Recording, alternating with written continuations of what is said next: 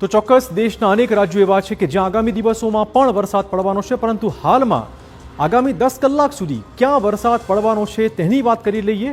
અલગ અલગ મેપ દ્વારા બતાવીશું કે કેવી રીતે દેશના અલગ અલગ રાજ્યોમાં વરસાદની આગાહી કરવામાં આવી છે। તો આપણે કહી દઈએ કે એવા કયા રાજ્યો છે જ્યાં વરસાદ પડવાનો છે। તો પહાડી રાજ્યોથી માંડીને મેદાની રાજ્યોમાં વરસાદ પડશે।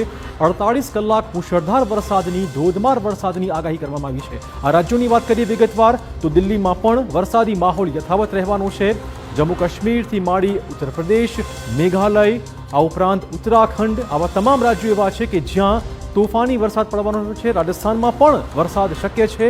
નીચે કેરળ તરફ સુધી પણ વરસાદી માહોલ જોવા મળશે। આ તરફ પંજાબ, રાજસ્થાનમાં પણ વરસાદી માહોલ બરાબરનો જોવા મળશે।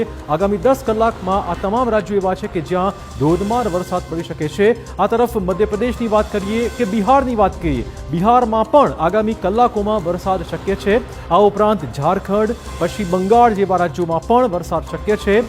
ખાસ નોર્થ ઇસ્ટની વાત કરીએ તો સિક્કિમમાં પણ વરસાદ શક્ય છે, આસામમાં પણ વરસાદ શક્ય છે। આ ઉપરાંત મેઘાલયમાં પણ અને કેરળમાં પણ વરસાદ શક્ય છે। કર્ણાટકમાં પણ આગામી કલાકોમાં ભારે વરસાદ પડવાનું અનુમાન છે।